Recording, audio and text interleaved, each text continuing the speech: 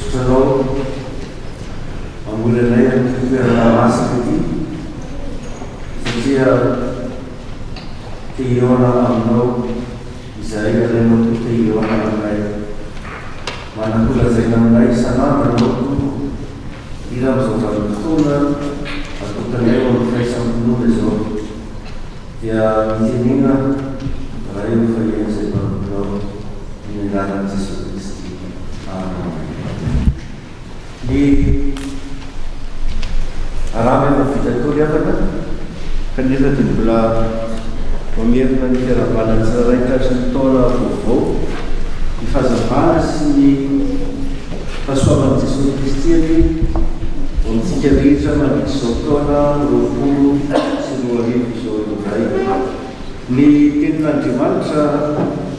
andraisana ny afaka ao amintsika ny afaka dia tsoahana izay efa nivakina teo ny andininy fahinana ambin'ny folo fadimy ambin'ny folo marina ka fahinana ambin'ny folo izay mivaky toy izao amin'ny anaran'i Jesosy Kristy. Mandehany ena n'izao tontolo izao torio amin'ny olombelona rehetra ny vaovao mafaly izay hino ka atao batisa dia ho voavontsy fa izay tsy hino dia oloina. Aretiko ny famantarana omba izay mino handroka dimy amin'ny anarako izy teny amin'ny fiteny vaovao izy handray menarana sy sotrokozina mahafaty nefa tsy anino tsy anenona ary ametratanana amin'ny marary dia ho sitrana ireny.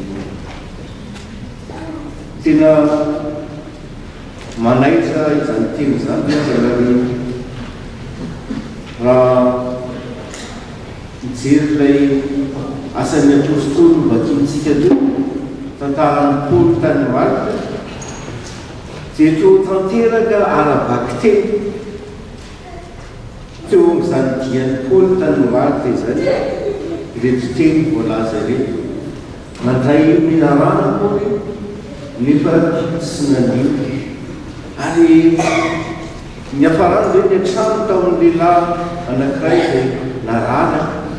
dia mivavaka ho azy ny apôstôly Paoly dia sitrana ilay lehilahy. Somary taitra raha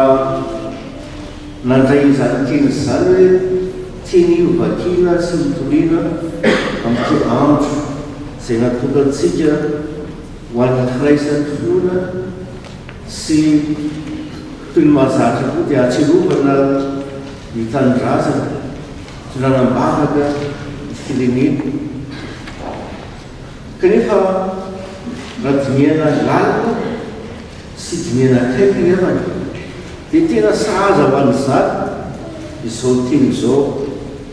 hoeniko hoe torio ny vaovao mafaly ary manomboka amin'izany dia mikasika ny fiainantsika isan'andro no ambaran'izao tontolo teny izao mikasika ny fiainan'ny fianakaviana fiainan'ny firenena ny fiainan'ny fiangonana ary fiainan'izao tontolo izao. Inona moa izany lazain'i Jesosy Kristy hoe vaovao mafaly mitoriana amin'izao tontolo izao. Izany vaovao mafaly izany dia ilay fihavanana nataon'Andriamanitra ao amin'i Jesosy Kristy mba ahatonga ny olona tafaray aminy indray. Raha nanota Adama-sy Eva dia tafasaraka tamin'Andriamanitra tonga tetỳ amin'ny tany Jesosy Kristy hanolotra ny aina mitondra ny fontantsika ary dia vita ny fihavanan'Andriamanitra sy ny olombelona. Ka izany fihavanana izany no lazain'ny Tompo hoe andana mbarao ny olona rehetra fa vaovao mafaly satria zava-doza izany hoe misaraka amin'Andriamanitra izany. Zavatra tsy irinizaniza ny tafasaraka amin'Andriamanitra izay loharano ny fahasoavana rehetra ary zany no mahatonga itiatao hoe fihavanana ity avana soatoavina iraisan'ny pirenena na iza pirenena na minona tsy mihinan'andriamanitra na iza antokony mpivavana na minona tsy mihinana Jesosy Kristy dia samy mandray fa iaina ary tsy maintsy misy ny fihavanana zay vao misy fiarahamonina azo atao zay vao misy fiarahamonina azo tanterahana ary amin'ny toerana maro dia zavatra resahana foana izany atao hoe fihavanana izany nefa to tsy mety tanteraka tadiavina nefa tsy mety azo miavana vetivety raindray zanak'olombelona dia adiana ny fifandraisana ary zany no natongavana Jesosy Kristy mba atanteraka izany fihavanana izany ary fandresena lezilezona azo teo amin'ny azo fitsareana izany matona ny fiontrantsika izany afaka nafijerana n'Andriamanitra ary afaka mamelaelona izay neny tompony dia zay ilay fihavanana fa tsy vitan'izany zavatra ambarany tena mantsika tolevanao zao ho izy hoe zay vitan'ny fihavanana zay mino zany dia zao ny famantarana manaraka azy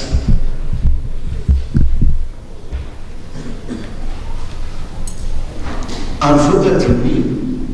amin'ny anarako izy aloha no nanaitra voalohany hoe inona ny idirana izany ho an'izay nanahatra nyteny eritropovantsika tamin'ity inona ny idirana izany eolia zany ity rahazy kanefany raha mamariny tantarany razangerantsika voalohany dia damasero sika rehefa ray dimonia dia mpampisarabazana mpampisaraka azay toerana misy azy dia tsy maintsy misy fisarana na mpisarana izy mivaky voalohany a damasero na mpisarana tamin'Andriamanitra fa tsy teny hifandray amin'Andriamanitra fa miakina an'Andriamanitra na mpisarana izy mivaky fa tsy nanana fifampitokisana intsony tsy misy fahaisan-kina intsony fa mifanometsiny teo anatin'Andriamanitra fivavy zay menao a raha tonga izany atramizay ka hatramizao dia mbola izany no ataony tokantrano maro fanometsiny misarabazana aty zany na ny zanaka izy mitana azy dia mifamono fampisarabazana ilay teoria ka hoe tenytonga hoe zay mino dia afaka mavoaka azy ina moa zany hoe mavoaka azy zany dia zao efa fandoahana ny asany zanokely izany satria mampisaraka antsika mampisaraka ny fiangonana mampisaraka ny fianakaviana ny nantsika ambavaka mahisiny fahaiza-posiny fahaisan-tsaina dia mampiseho izany hoe tsika matotsy ny herin'ny vavaka matoky ny herin'ny fihavanana entiny Jesosy Kristy eo amin'ny fiarahamonina fa ontoko hoe zay nino koa zany arak'izany dia mitady zay fihavanana tsy manaiky ilay fanosarabazana iteny amin'ny fiteny zay tsy mbola an'izy amin'ny mpanaraka tegna mpivavara rena amin'ny fiarahamonina dia zao tena isan'ny lahoana izay fitenenana vaovao amin'ny teny sasany hoe teny tsy fantatry atoko mpivavana maro tena osan'ny traopesta amin'izao tontolo izao paritaka amin'ny haritra rehetra zany miteny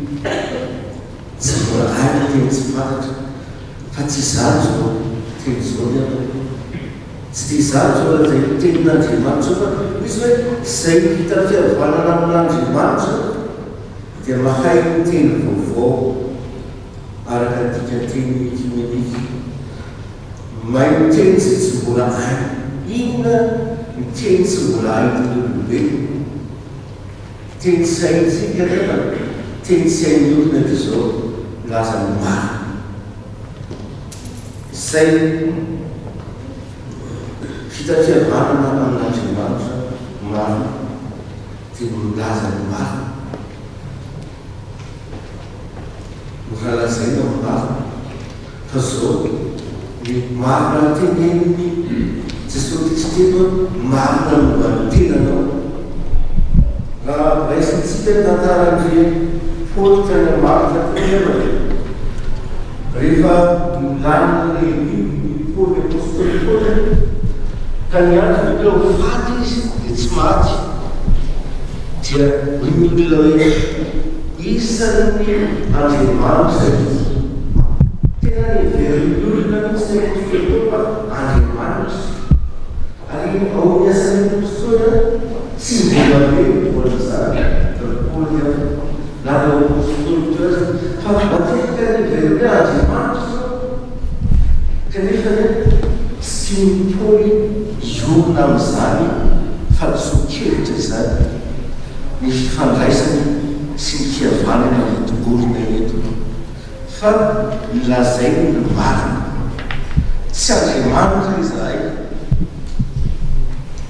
any amin'ny teny sasany dia misy manao hoe any tantara sasany ny apôstôly izy tena ity zopitera ity Jesy zopitera izy fa ary tsy mora rena zany hoe laza marina momba ny tenanao ny anigarika tena sy laza ny tena ho Andriamanitra aza no mamaika ny olona ndraindray fa ny Paoly tsy olona amin'izany voaviana ny fihavanana sy ny fifandraisany amin'ny Paoly atao marina tonga izy ilaza ny fihavanana avy amin'Andriamanitra laza fihavanana avy amin'ny Jesosy Kristy ary manomboka amin'ny famarina fiazana zay marina no mantenany ary marina afatra tokony ambara dia tsy misy nafenony ny apôstôly Paoly sy ny namany amin'izay olona andray minarana izy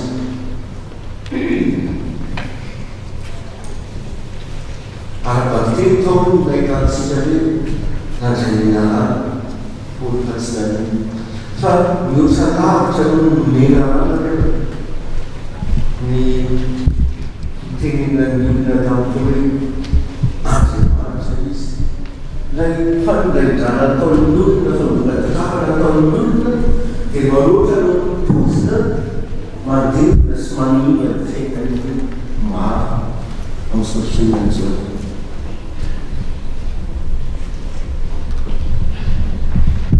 tsy nampanina Paoly zany ary zany le fanitreteny tsy nandraina izany pozina izany hoe ahidrahidra ho Andriamanitra mitokatokafana tena tsisy voatrazy manam-pozina napotika fiainan'olona fiainana manam-pahefana zany mitokatokafana izany ary raha miverina kely amin'ilay famakinana voalazantsika teo satria miavana amin'Andriamanitra koa dia tsy niditra tamin'izay tamin'ny androny Noa dia safotsy ny rano zao tontolo zao tena azo ny safodrano polika kanefa le amin'izao andro ankehitriny zao dia tsy safodrano tsy manafitra zao tontolo zao tena falainga manafitra zao tontolo zao amin'ny toerana maro tena rakotry ny lainga na ny fifandraisan'ny olona sany na ny fifandraisan'ny ao amin'ny tokantrano azy ary miantso antsika Andriamanitra mba tena hiavana marina aminy mba aizantsika miaina izany fiainany vita-pihavanana amin'Andriamanitra zany ny miteny amin'ny fiteny izay tsy mbola hainy koa avana fiteny vaovao dia zao miteny fitiavana teny fitiavana misy fanelim-pana sain'ny olombelona tsy tena miavana amin'Andriamanitra teny amin'ny fomajo ary zany fihavanana amin'Andriamanitra izany fihavanana amin'ny Kristy zany mandray fihavanana endriny Jesosy Kristy zany zao manomboka ao amin'ny tokantranotsika raha ray mpianakaviana ny miavana marina amin'Andriamanitra ao amin'ny Jesosy Kristy dia mitady aman-jany nahitany zany voalohany indrindra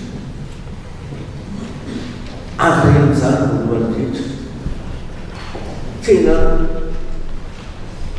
magava fa lasa malemy fanatady lasa feno fitiavana rehefa miteny lasa tsy mitabataba sy migidagidra mamany zao satria nao miavana tamin'Andriamanitra ary zany no hoentintsika eo amin'ny fiaraha-miaina sy fiarahamonina misy antsika ary zany mitadiavantsika fiangonana zany no tadiavan'ny mpivavaka ho an'ny firenena sy ho azy tsy voalohany indrindra ny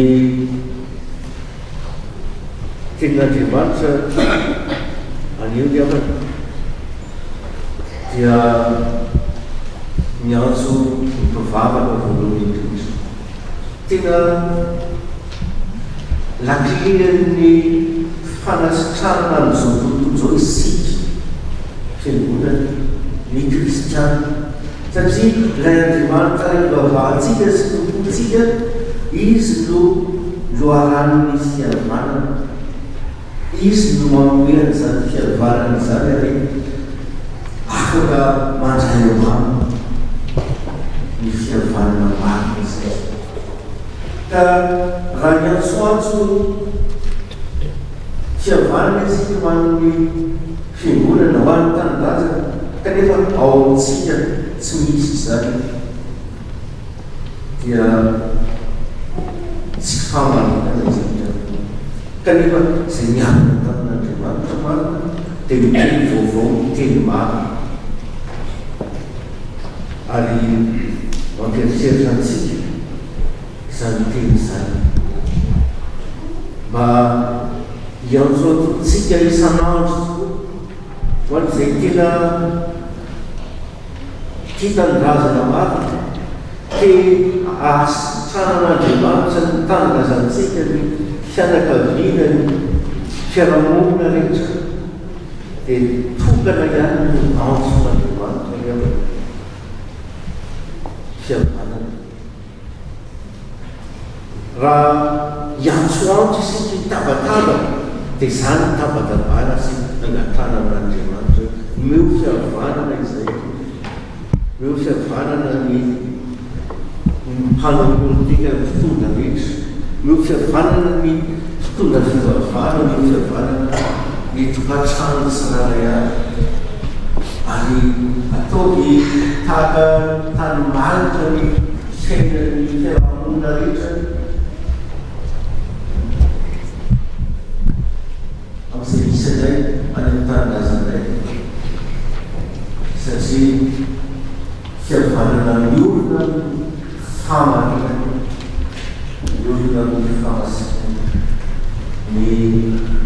angatantsika mitombo dia ny andraisany sanarana mazany fiavanana avo Kristy zany mba hoentintsika mizahay iran'izao tontolo zao manomboka ao an-tokantrano kanefa zao tsaroty tsy mandeha ho azy ny rahaty satria ilay mpampisaraka mbola eo